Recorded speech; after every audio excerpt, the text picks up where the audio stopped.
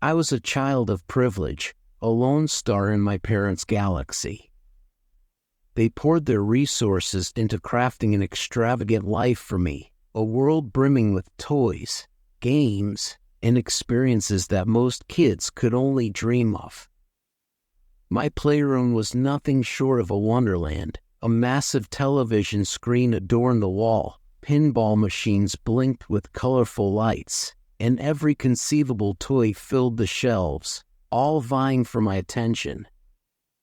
I had it all, yet somehow, I managed to remain grounded. I wasn't a brat. I was generous, sharing my treasures with friends and inviting them over for pizza and movies. It was a happy childhood, shaped by love and extravagance, but tinged with something darker that I couldn't quite articulate. On my 9th birthday, my parents decided to pull out all the stops. They transformed our backyard into a vibrant carnival of colors and sounds, a testament to their love and dedication. My father rented a gigantic moon bounce that seemed to soar into the sky, and decorations featuring superheroes adorned every inch of the space. The air was thick with the smell of popcorn and cotton candy, and laughter echoed around us like a comforting blanket. The tables overflowed with punch, cupcakes, and an array of finger foods that would keep us occupied until the main course. Balloons bobbed cheerfully in the breeze, and banners proclaiming "Happy Birthday" hung from every corner. My parents wanted this day to be unforgettable, and they succeeded beyond measure. Music blared from speakers positioned strategically on the patio, creating an infectious atmosphere that made us all feel invincible. As my friends and I bounded around the moon bounce, waiting for our turn to jump and flip, I couldn't help but revel in the joy of the moment. I was the center of attention, the king of my domain. Hours passed, and the sun began to dip toward the horizon, casting a warm golden glow over our little paradise. Then my grandparents arrived, their car rumbling into the driveway, bringing with them a sense of nostalgia and warmth. They shuffled into the yard, beaming with pride, and immediately sought me out. My grandmother clutched a mysterious package, her eyes twinkling with excitement. She explained that she had found something special at a yard sale, something she thought I would adore. What emerged from the package was far from what I expected. It was a gigantic, hollow plastic clown head, gaudy and grotesque. It looked like a relic from the 90s, one of those cheap toys that were briefly popular before fading into obscurity. Its face was a ghastly white, with garish red circles painted around its eyes and an exaggerated, red-painted smile that seemed to mock me. Sitting atop this ridiculous visage was a bulging, plastic Bulbasaur, oddly perched as if it were a crown of its own. I stared at the strange gift, my brow furrowed in confusion. My grandfather, sensing my bewilderment, handed me a plastic gold crown. He explained that this was part of the game. I was to wear the clown head while my friends attempted to sneak up on me and crown me. It sounded silly and juvenile, but I didn't want to seem ungrateful, so I obliged. As I slid the clown head over my own, I felt the hard plastic pressing against my temples. The interior of the mask was unforgiving, and as it settled over my head, I quickly realized that I could see nothing. A disconcerting red light filtered through the opaque plastic, but there were no eye holes, no means of escape. My grandfather chuckled at my predicament, saying it would make the game more interesting. I had to rely on my hearing to fend off my friends. I felt a rush of anxiety, but masked it with laughter, stumbling around the yard, arms outstretched, trying to navigate through the cheers and jeers of my friends. Soon, they were laughing and calling out to me, the anticipation palpable in the air. My grandmother tossed one of my friends the crown, and with that, the game began. Surprisingly, it was fun at first. The clown head grew hot, but the thrill of the game distracted me. I concentrated on keeping my friends at bay, employing my best detective skills to figure out where they were. Minutes passed, and my laughter echoed as I managed to evade their attempts. My friend John's voice rose above the others, taunting and encouraging. I could feel the energy shift as we became more engrossed in the competition. The minutes rolled on, and I began to feel a sense of triumph. I had eluded them all for nearly 20 minutes, and I was starting to think I might win. Then everything changed. John's voice cut through the noise, but I couldn't tell if he was trying to distract me or if he had the crown. Suddenly, I felt a heavy weight settle on my head. A distinct click echoed in my ears, followed by a chorus of cheers from my friends. I had finally been crowned. At first, I smiled at my defeat, ready to lift the clown head off my face. But as I pulled at it, I was met with resistance. The neck hold seemed to constrict, squeezing around my throat. Confusion swept over me as I struggled to free myself, panic rising in my chest. It was supposed to come off easily, but instead, I felt trapped. Desperation clawed at me. I could hear my friends laughing, and I felt ridiculous, sweat pouring down my face. I called out for help, trying to keep my voice steady, but inside I was spiraling. My friend rushed over, hands fumbling to help me, but as he yanked on the clown head, pain shot through my face. I shoved him away, gasping for air, confusion swirling around me. Why was this happening? My heart raced as I tugged at the plastic, realizing I was becoming increasingly claustrophobic. My breath quickened, and the heat inside the mask was unbearable. I could barely see through the red-tinted light, and I struggled against the sensation of panic rising within me. Sweat dripped into my eyes, blurring my vision, and I felt my stomach churn. "Someone get my dad!" I shouted, my voice shaking. My pleas echoed in the chaos around me, but my friends were still laughing, caught up in the game. As the laughter grew louder, I felt a wave of despair wash over me. I tugged harder, trying to lift the mask off, but the constriction only grew tighter, the plastic pressing against my skin. I could hear my grandfather's voice, deep and comforting, but it was drowned out by the rising tide of fear within me. I felt my breathing quicken, the air thick with anxiety and sweat. It was hard to concentrate. I could feel myself slipping into panic. Then I heard my dad's voice calling out to me. It broke through the laughter, the urgency palpable. I felt him rush to my side, and I strained to hear him over the din. I felt him grasping at the edges of the clown head, his fingers fumbling in the same desperate way that I was, searching for an escape. "Hold on, buddy," he shouted, concern lacing his tone. "Just hang in there." But the mask continued to squeeze tighter. My breaths came in shallow gasps, and the heat was stifling. I could feel my heartbeat throbbing in my temples, and a primal urge to escape surged within me. My father shouted at my friends to help him find something, and I sensed the panic in his voice.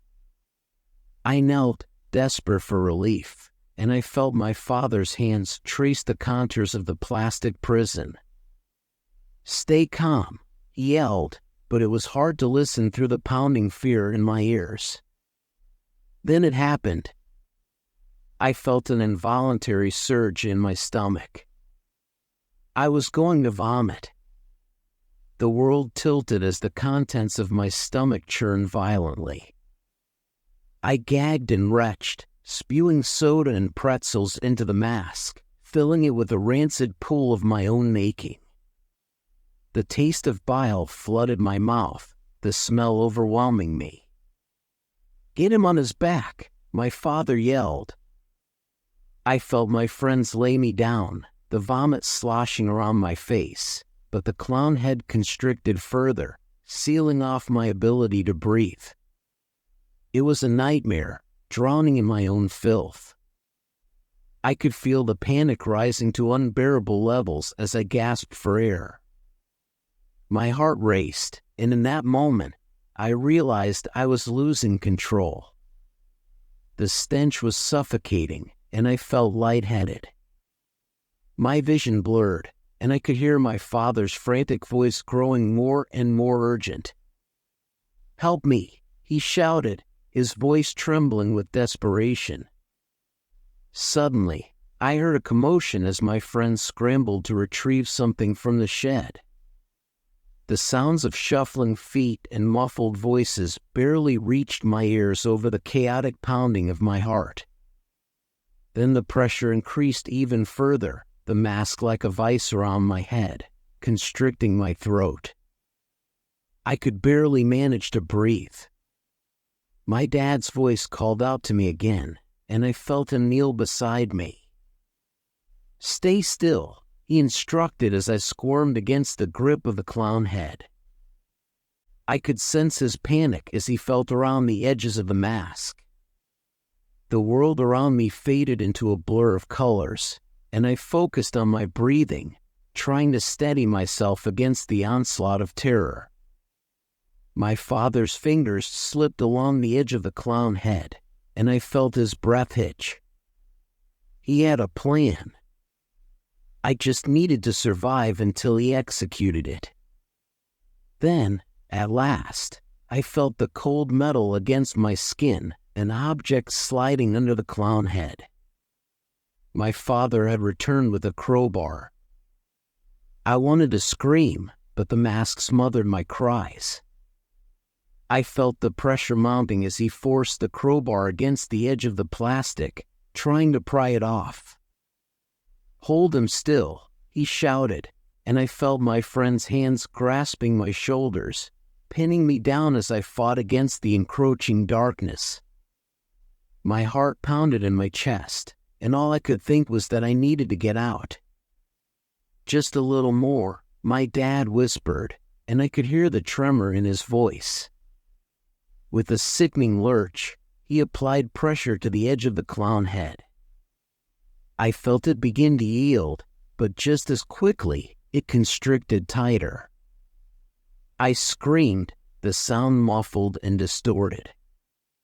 Pain exploded in my skull as my jaw cracked under the pressure, and I felt the jarring sensation of my teeth shattering. Then darkness enveloped me. I could hear distant voices, muffled and echoing, but they faded into nothingness as I slipped into unconsciousness.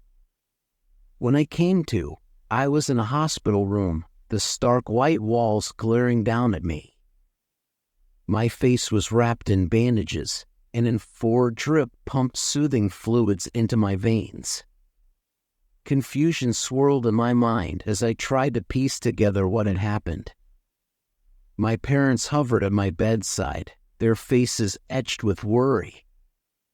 As my vision focused, I noticed my grandparents sitting nearby, my grandmother's eyes glistening with tears. She held my grandfather's hand tightly, and as I stirred, their relief was palpable. My mother's voice broke the silence, a mixture of relief and sorrow. "Oh, thank God you're awake," she whispered, her voice cracking. Tears filled my eyes as I tried to speak, but the pain from my broken jaw made it impossible. I could only manage a faint groan. The memories flooded back, the suffocating heat, the panic, the the grotesque clown head, each recollection sending shivers down my spine. As my family began to apologize, a jumble of regret and concern spilled from their lips. I watched them, their expressions heavy with guilt, as they tried to express their love for me amidst the chaos. I knew they hadn't meant for this to happen, that they had only wanted to celebrate my birthday in style. But the image of that clown head, grotesque and mocking, was forever etched in my memory. It served as a constant reminder of that day, the suffocating weight, the terror that had gripped me as I fought to breathe. Even in my hospital bed, I felt the lingering effects of fear, the way it curled around my chest like a vice. As the days passed, the physical pain faded, but the emotional scars remained. My jaw never healed correctly, and the twisted scar tissue along my cheek served as a haunting reminder of the day I almost lost my life. Years later, I still found it difficult to shake the memory of that clown head. It lingered in the corners of my mind, an unwelcome guest that refused to leave. In some ways, I could still feel its presence, a shadow lurking just out of sight, waiting to pull me back into the depths of that horror. It didn't help that I could never quite look at clowns the same way again. Their painted faces, once amusing, morphed into something sinister. I could almost hear their laughter echoing through my nightmares, their smiles twisted and grotesque, just like that awful mask. As I grew older, I avoided places where clowns might appear, parties, carnivals, even circuses. The fear had seeped into my bones, shaping my reality into something darker. I became hyper-aware of every detail, scanning my surroundings for any sign of that ghastly grin, that mocking laughter. But despite my best efforts, life had a way of bringing me back to it. It was as if fate conspired against me, forcing me to confront the remnants of that day. During my freshman year of high school, my class was invited to a Halloween party. It was hosted by one of the seniors, a popular kid whose family always threw extravagant bashes. My friends convinced me to go, insisting that I wouldn't regret it. "It'll be fun," they urged, their excitement infectious. But as we arrived at the venue, my heart sank. The decorations were eerily reminiscent of that fateful birthday, balloons, streamers, and yes, clowns. Life-sized cardboard cutouts of those garish figures greeted us at the entrance, their painted smiles leering down at me. A deep sense of dread crept in, wrapping around my chest, making it hard to breathe. I tried to mask my unease, but every sound and every sight brought me back to that day. The laughter of my friends felt hollow as I scanned the room, feeling the pressure of invisible eyes watching me. The memories swirled like ghosts in my mind, refusing to let me escape. As the night wore on, I felt the weight of the clown heads looming around me. I could hear snippets of laughter and music, but it all faded into the background, muffled and distant. My friends danced and mingled, but I stood apart, my heart pounding as I fought against the rising tide of panic. Then it happened. I caught sight of a girl in the corner, dressed as a clown. She was laughing with her friends, her painted face illuminated by the dim lights. The smile on her face sent a jolt of panic through me, and I felt the room spin. The memories surged forth, the weight of the clown head, the smell of sweat and fear, the suffocating darkness. My vision narrowed, and for a moment, I felt like I was back in that hellish nightmare. I turned to flee, desperation flooding my veins. I stumbled through the crowd, pushing past laughing students, searching for the exit. My breath came in short gasps, and I could feel the walls closing in around me. "Hey! Where are you going?" I heard one of my friends call after me, but I didn't stop. I needed to escape. The world outside was cool and dark, a sharp contrast to the chaos inside. I leaned against the wall, gasping for breath as the memories continued to swirl in my mind. But as I stood there, a figure approached. It was my friend John, the same one from my birthday party so many years ago. "Hey, man, you all right?" he asked, concern etching his features. I shook my head, struggling to articulate the fear that gripped me. I can't do this. I can't be around clowns." John's expression softened, and he stepped closer. "I get it. That day was intense. But you've got to face it. You can't let it control you." His words resonated with me, and I took a deep breath, trying to steady myself. Perhaps he was right.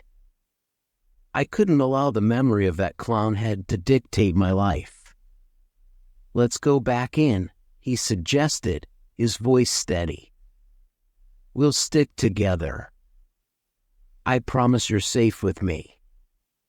With his reassurance, I took a tentative step forward, determined to confront my fears. We re-entered the party together, and while my heart still raced, I felt a flicker of hope.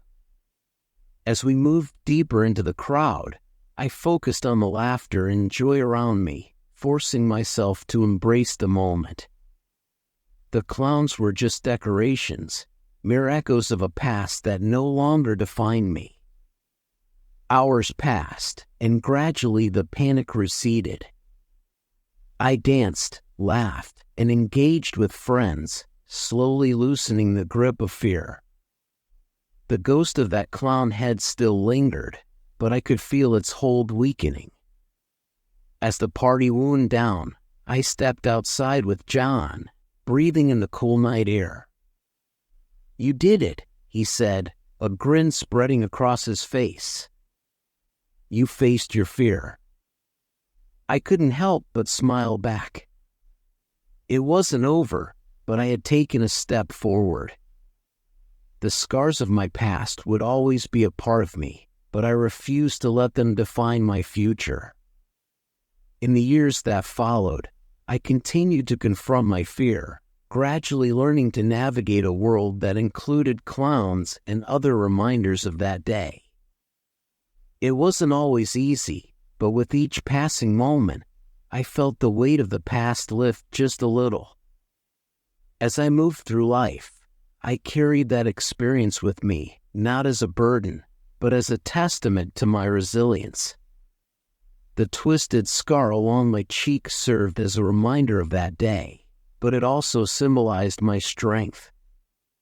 I was no longer that terrified child trapped in a plastic clown head. I was someone who had faced their fears and emerged stronger on the other side. With time, the laughter of clowns transformed from a source of terror into a memory of survival. Though the shadows of my past still lingered, I embraced them, turning fear into fuel for my journey ahead.